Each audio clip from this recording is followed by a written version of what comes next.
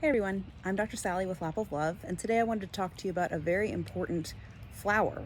Now, why would I want to talk to you about a flower? I'm a veterinarian.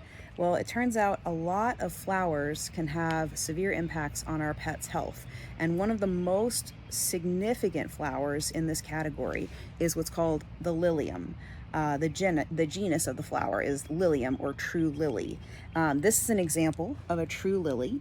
This is an ornamental lily. And the way I can tell it's a true lily is it has several parts that I'm looking for. It has these big, beautiful petals, of course. It has this, which is a style and stigma, which is part of the plant's reproductive cycle. And then it has these big stamen pollens that kind of circle around the central style and stigma.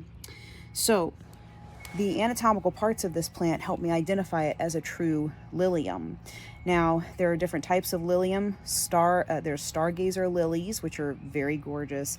There's Easter lilies. There's tiger and leopard lilies. All of these share the same anatomical features, and they also share something else.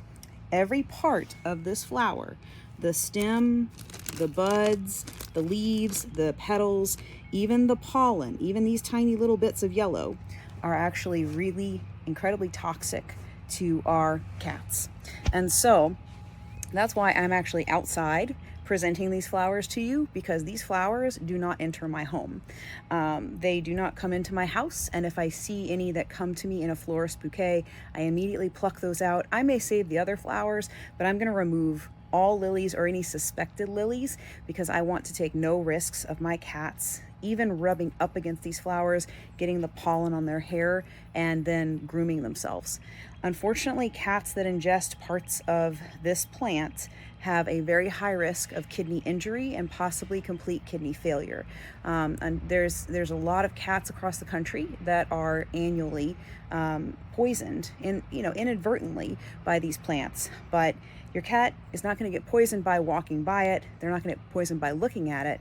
But if they chew on any part of this plant, or like I said, if they rub up against it, get that pollen on their hair coat, and then groom themselves, that's still ingestion of part of that plant. And what that can lead to is, again, very sudden acute kidney injury and potentially failure, which can end in euthanasia.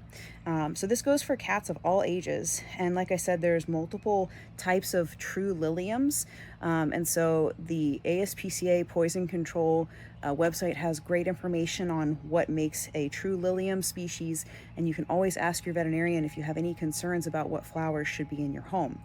Now, it's not just about what flowers you bring into your home or what flowers you even plant around your gardens that can be, set your cat up for risk, but it's also, if you're ordering flowers for someone and they have a cat, maybe think twice. Maybe call the florist and specifically say, please don't include liliums, lily species in this bouquet. This friend or family member who's receiving this has a cat. Same thing when you're suggesting or setting up for landscaping. It's gardening season. We're getting ready to plant new things in our gardens. Things like sago palm, things like foxglove really need to be avoided in gardens that have cats and dogs in them, because many of these plants can be very, very toxic and life-threatening to the animals that we love. So do your research before you buy that bouquet for a friend. Do your research before you decide what flowers, plants to put in your gardens this spring.